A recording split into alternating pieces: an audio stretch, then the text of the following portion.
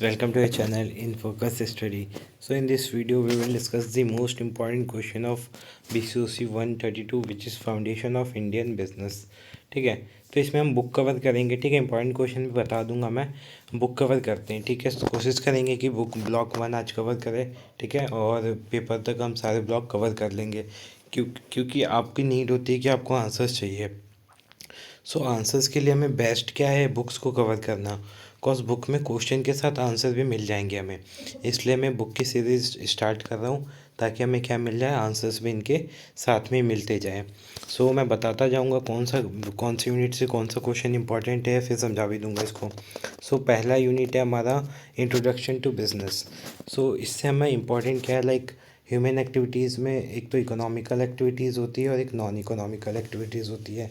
इसका best example क्या हो सकता है, एक टीचर को ले लेते हैं. ठीक है, एक टीचर है, वो स्कूल में अगर बच्चों को पढ़ाता है, बदले में उसको पेमेंट मिलती है, ऑब्वियस सी बात है, हाँ मिलती है. ठीक है, तो जो पेमेंट मिलती है वो क्या हो जाएगा, इकोनॉमिकल एक्टिविटीज़ हो जाएगा. ठीक है, और जो वही टीचर अगर घर पे आकर अपने बच्चों को पढ़ाता है तो बदले में तो ये नहीं कहता होगा, "दे पैसा दे मेरे को", नहीं ना. तो क्यों, वो अपने इच्छा से कर रहा है, अपने विल से कर रहा है, बदले में उसको कोई पैसा नहीं चाहिए. सो वो क्या हो जाएगा, नॉन इकोनॉमिकल एक्टिविटीज़ हो जाएगा. तो एक्टिविटीज़ दो तरह की होते हैं, इकोनॉमिकल और नॉन इकोनॉमिकल. ये डिफरेंस आ सकता है, आपके शॉर्ट नोट्स आ सकता है. ठीक है, सो इसको अच्छे से कर लेना, इजी टॉपिक है, इकोनॉमिकल और नॉन इकोनॉमिकल एक्टिविटीज़. फिर बिजनेस, प्रोफेशन और एम्प्लॉयमेंट में डिफरेंस अच्छे से कर लेना और कंपैरिजन कर लेना. डिफरेंस क्या होता है, कंपैरिजन क्या होता है. ठीक है, अच्छे से कर लेना. लाइक बिजनेस कोई भी कर सकता है, अनपढ़ गवार जो जिसको एक अक्षर की नॉलेज नहीं है वो भी कर सकता है. प्रोफेशन के लिए एक स्टैंडर्डाइज हमें काउंसिल से अप्रूवल चाहिए होता है. ठीक है, लाइक लॉयर अगर आपको बनना है तो बार काउंसिल ऑफ इंडिया से आपको अप्रूवल चाहिए. ऐसी मेडिकल स्टूडेंट के लिए आपको मेडिकल वालों से चाहिए. और ठीक है, और एम्प्लॉयमेंट में स्पेसिफिक होता है, लाइक जहाँ भी आपको जॉब करनी है तो वहाँ का जो ऑनर है, जो मालिक है, वो स्पेसिफाई करेगा कि हाँ आपको इस काम को करने के लिए ये नॉलेज चाहिए. ठीक है, तो होप सब समझ गए होंगे, ऊपर ऊपर से डेफिनेशन डिफरेंस समझ गए होंगे. फिर एसेंशियल फीचर ऑफ बिजनेस और ऑब्जेक्टिव ऑफ बिजनेस. फीचर क्या क्या होते हैं बिजनेस के, और ऑब्जेक्टिव क्या होते हैं. फीचर बाद में डिस्कस करेंगे, पहले ऑब्जेक्टिव देखते हैं. ठीक है, चलो आंसर भी देख लेते हैं हम एक तरह से.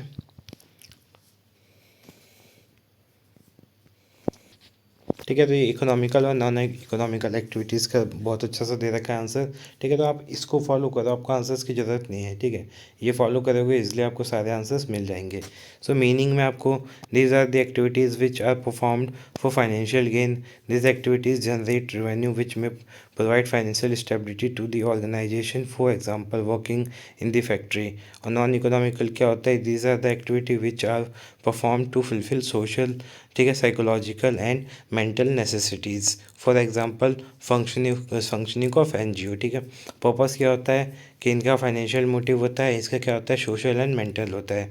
फिर आउटकम क्या होता है, आउटकम में इसमें result in the generation and dissemination of goods and service होता है. और इसका क्या होता है, this activity result in personal containment. ठीक है, तो ये सारे वैल्यूज़ आप पॉइंट्स आप देख लेना.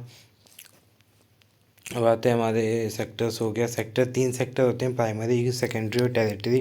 प्राइमरी में क्या होता है, जो रॉ मटेरियल प्रोड्यूस करते हैं वो प्राइमरी होते हैं. उस रॉ मटेरियल को हम कैसे यूज़ करते हैं, कहाँ यूज़ करते हैं, वो सेकेंडरी में आ जाते हैं. ठीक है, और टेरिटरी में क्या आता है, उसको एक जगह से दूसरी जगह या फिर उस फैक्ट्री से कंज्यूमर तक, कस्टमर तक पहुँचाने के लिए जो चीज़ें यूज़ होती हैं वो टेरिटरी में आती हैं. तो तीनों चीज़ें आपको याद रखना है. फिर बाकी बिजनेस, प्रोफेशन और एम्प्लॉयमेंट में अच्छा से डिफरेंस याद कर लेना, यहाँ पे दिया हुआ है. ठीक है, तो इसका भी पॉइंट आपको यहाँ से मिल जाएगा कि इन तीनों में क्या क्या डिफरेंस होते हैं, ये इजली आप कर सकते हो.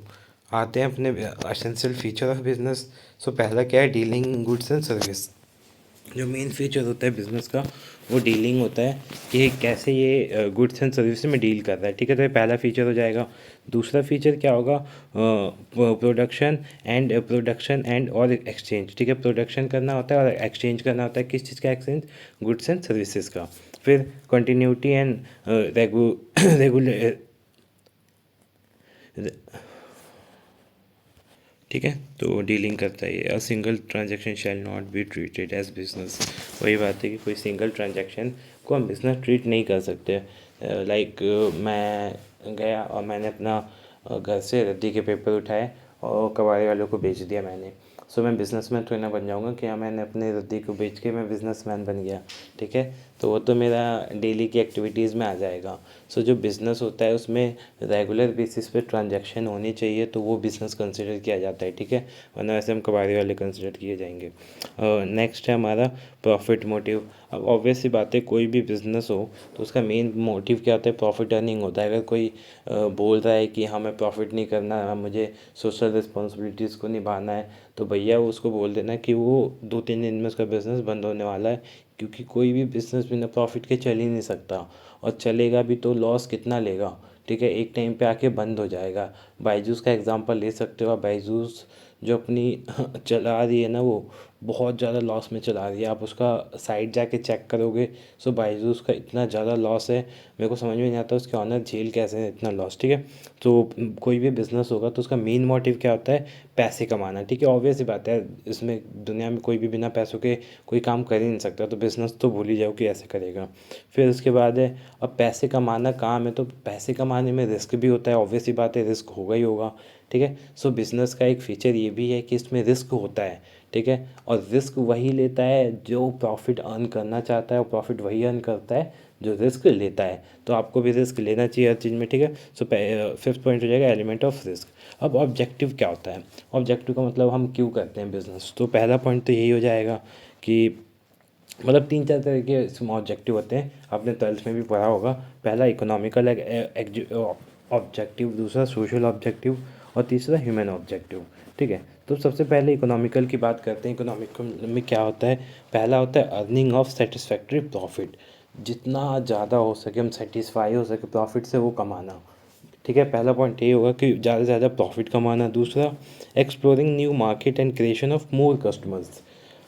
इसका बेस्ट एग्जांपल ले लेते हैं एमबीए चाय वाला।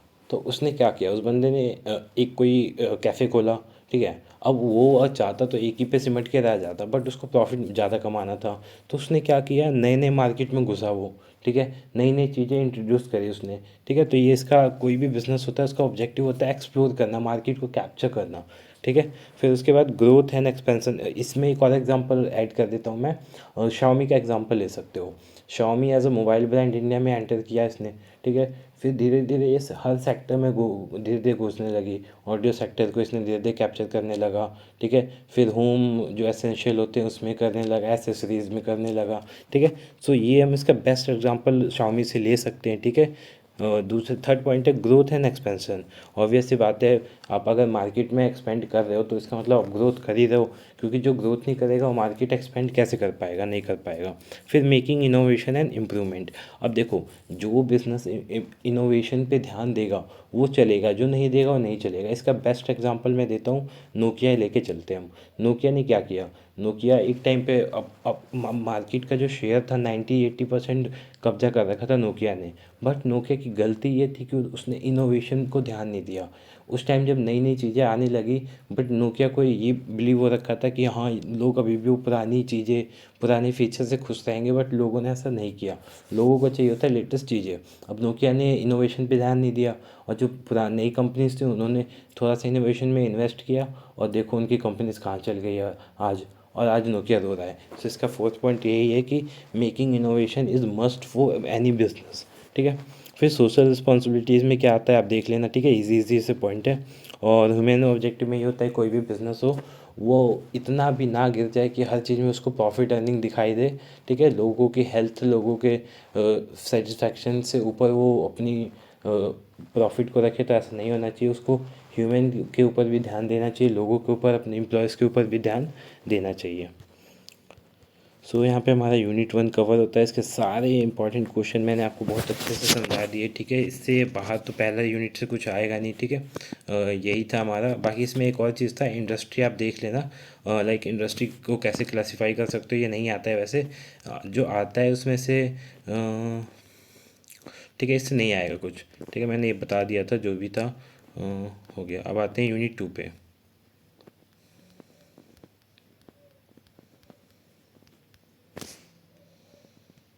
इसमें एक चीज़ और बताना था यूनिट 1 में, ये कॉमर्स जो होता है 2 टाइप का होता है। एक ट्रेड होता है और एक एड टू ट्रेड होता है। ट्रेड दो होते हैं, इंटरनल ट्रेड और एक्सटर्नल ट्रेड। इंटरनल जो हम अपने लाइक स्टेट में या कंट्री में कर रहे हैं, और एक्सटर्नल जो बाहर कर रहे हैं, इंपोर्ट एक्सपोर्ट री एक्सपोर्ट ट्रेड, ठीक है। सो ये होते हैं। अब इंटरनल में दो होता है, एक होल सेलर होता है, एक रिटेलर होता है। होल सेलर क्या होता है, जो लाइक हंड्रेड हंड्रेड के उसमें बेचता है, ठीक है। बेस्ट एग्जांपल ले सकते हो, किसी का भी एग्जांपल ले सकते हो। जो किराने वाले होते हैं वो किससे ख़रीदते हैं, होलसेलर से ज़्यादा में ख़रीदते हैं, ठीक है। और फिर वो क्या करते हैं, बेच देते हैं आगे जो छोटे दुकान वाले होते हैं उनको, और वो रिटेलर होते हैं और रिटेलर हमें देते हैं। तो ये इसका बेस्ट एग्जांपल है। आप इस फ्लो चार्ट से ही समझ सकते हो कि इनमें क्या क्या वो होता है, ठीक है। एड टू ट्रेड में क्या होता है, transportation, warehousing, banking, insurance, banner, ये सारी चीज़ें आती हैं, ठीक है। अब यूनिट 2 की तरफ चलते हैं। यूनिट 2 हमारा, यूनिट 1 तो ख़त्म हो गया, जो जो इसमें इंपॉर्टेंट चीज़ें थी सब कुछ मैंने बता दी। अब आते हैं यूनिट 2 की तरफ।